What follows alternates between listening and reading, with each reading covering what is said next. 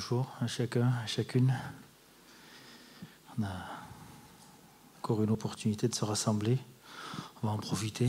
On va essayer de se rappeler ce que Dieu a prévu pour nous et combien il est important pour nous. Est-ce que oui, bien, nous prions ensemble. Seigneur Jésus, merci pour ta parole, merci pour ton œuvre, merci pour ton cœur, merci pour tout ce que tu fais dans nos vies, quelles que soient les circonstances, Jésus. Ton précieux nom. Amen. On a tous une Bible? Non? Enfin, je pense que habituellement, quand on vient dans une église ou quand on croit en Dieu, on a une Bible. Mais une Bible, c'est quoi? C'est pas une question-réponse, mais une Bible, c'est quoi? Pour nous, chrétiens, la Bible, c'est la parole de Dieu. Déjà, on fixe la base, on dit c'est la parole de Dieu, c'est ce que Dieu a voulu nous laisser, c'est son empreinte. C'est l'ensemble des alliances, des doctrines, de tout ce qu'il a voulu nous apprendre pour qu'on puisse le connaître et vivre avec lui, vivre en communion avec lui. C'est ça ce que Dieu attend. Dieu, il attend, par ce livre, par sa parole, il attend qu'on vive en communion avec lui. Mais c'est aussi un livre historique, quelque part. Hein. On a le commencement comme une encyclopédie. Hein. On a tous eu tout l'univers à l'époque. Hein. On avait le début, la fin. Bon, ben là, on a tout l'univers. Là. Dans la Bible, on a tout l'univers. Voilà. Quelque part, je pourrais dire merci, bonne journée, tout est là, merci, au revoir. Non. Mais c'est bien plus que ça. Cette Bible, c'est quelque part notre vie. C'est ce que Dieu veut y mettre dedans. Pour le monde dans lequel nous, on a vécu, hein, on ne va pas renier hein, qu'à un moment donné, on était sans Dieu, on était sans notre Bible. Ben, le monde, lui, il en a fait un instrument. On le voit hein, au quotidien. L'homme en a fait une religion. Une religion pour asservir le peuple. Une religion pour avoir la main mise sur tout. Et c'est ce qui est triste quelque part. Il y a un film que j'aime regarder, parce que je l'ai déjà vu une paire de fois, c'est Le Livre d'Élie. Je ne sais pas s'il y en a certains d'entre vous qui l'ont déjà vu. Moi, je vous le conseille. Bon, c'est un peu sanguinois, mais voilà. À côté de ça, c'est quand même un livre c'est un film qui quelque part, qui raconte la vérité de ce livre. Parce que ce livre, il n'y en a plus. Il n'en reste plus qu'un. Il y a un homme qui l'a et il doit l'amener à un endroit. Il le sait, il doit l'amener à un endroit. Et il y a un autre homme qui, lui, le cherche, ce livre. Mais pas pour l'amener à un endroit, il le cherche pour le garder pour lui-même. Pour asservir le peuple. Pour asservir le peuple. Et il le dit, hein. Il le dit. Je connais son pouvoir, je connais le pouvoir de la parole de Dieu qui est contenu dans ce livre. Mais qu'est-ce que nous, on va en faire de ce pouvoir? Le monde, il vit de quoi s'il ne vit pas de Dieu? S'il ne vit pas de ce qu'il y a réellement écrit dans ce livre? Le monde vit de lui-même.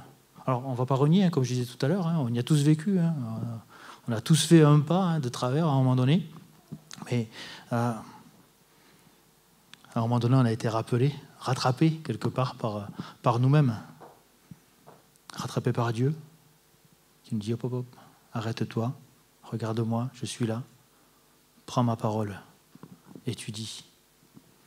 Parce que le monde, quelque part, lui, il se suffit à lui-même, on va dire ça comme ça. Hein.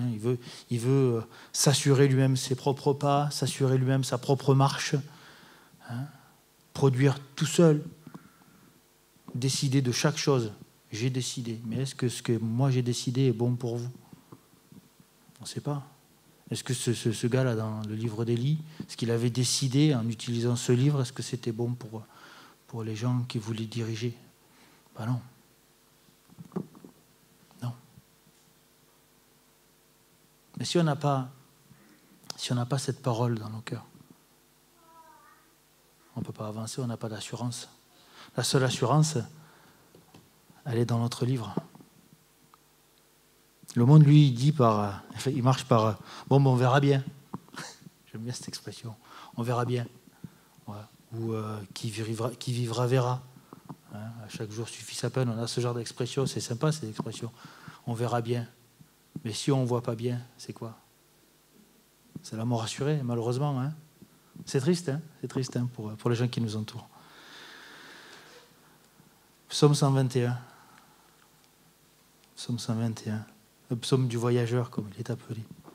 Cantique des degrés. Je lève mes yeux vers les montagnes. D'où me viendra le secours? Le secours me vient de l'Éternel qui a fait les cieux et la terre. Il ne permettra point que ton pied chancelle. Celui qui te garde ne sommeillera point. Voici, il ne sommeille ni ne dort, celui qui garde Israël. L'Éternel est celui qui te garde. L'Éternel est ton ombre à ta main droite. Pendant le jour, il ne te frappera point. Pendant le jour, le soleil ne te frappera point, ni la lune pendant la nuit. L'Éternel te gardera de tout mal, et il gardera ton âme. L'Éternel gardera ton départ et ton arrivée, dès maintenant et à jamais. Dès maintenant et à jamais. Et en parallèle, j'aime bien, il y a un autre verset que j'aime bien, c'est Matthieu 28, 20. Mais la deuxième partie de Matthieu 28, 20. Et voici, je suis avec vous tous les jours jusqu'à la fin du monde. Point. Voilà. Je pourrais faire pareil que tout à l'heure, m'arrêter et dire, voilà, vous avez tout ce qu'il faut. Non. Là, on est à nouveau confinés. C'est triste, mais bon, c'est comme ça. Et je trouve que ces deux références, le psaume 121 et Matthieu 28, 20, je trouve ils tombent à point nommé. D'où me viendra le secours? Ça, c'est une question que tout le monde pourrait se poser, mais nous, on a la réponse. Dans Matthieu 28, 20, je suis avec vous. Du début jusqu'à la fin, quelque part, jusqu'à la fin du monde. Nous, le monde vit dans la crainte. On vit tous dans la crainte avec le coronavirus. On n'a pas envie de tomber malade, c'est certain. Notre pays vit dans la crainte de toutes les menaces qu'on peut voir à droite et à gauche. C'est malheureux, cette menace terroriste qui est là. Mais voilà, il y a un président un ministre qui disait qu'il fallait s'y habituer. Je n'arrive pas à comprendre comment on peut s'y habituer, mais bon, c'est comme ça. On peut vivre aussi, le monde vit aussi dans la crainte de ce qui va se passer demain. Mais est-ce que nous regardons, nous, à l'essentiel? Est-ce qu'on s'attend à l'essentiel? Est-ce que le monde, malheureusement, le monde non, mais ne serait-ce déjà nous, est-ce qu'on s'attend à l'essentiel? Est-ce qu'on s'attend à ce qui est écrit? Que nous avons Dieu qui est avec nous jusqu'à la fin du monde. Et c'est bien plus qu'une promesse. Parce qu'une promesse, habituellement, en règle générale, une promesse, c'est au futur. Je te promets que je ferai ça. Je te promets que je serai sage. Je te promets que je ferai la vaisselle, que je rangerai ma chambre. Et là, on a une promesse, c'est « Je suis avec vous jusqu'à la fin du monde ». Là, c'est une promesse au présent. C'est une promesse perpétuelle, c'est une alliance en fait. C'est la même alliance que Dieu a fait avec Abraham, avec Noé. Je suis là, je suis avec vous.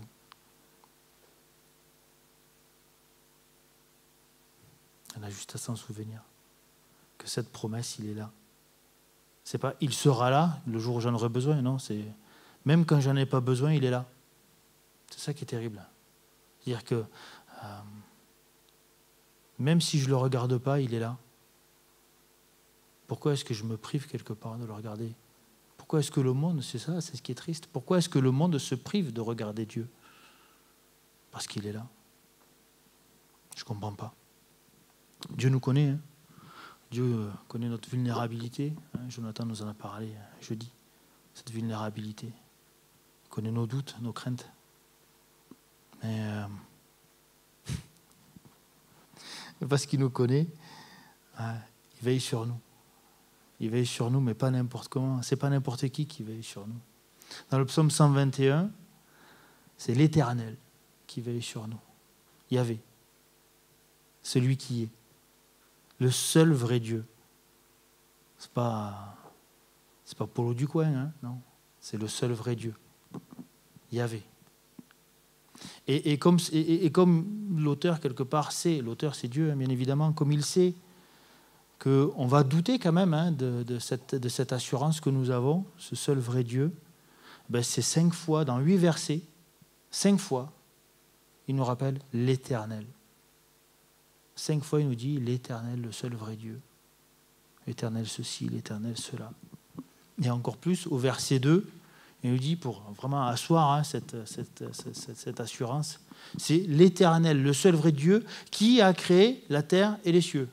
Voilà. Si avec ça, si on ne se rappelle pas qu'on peut avoir la marche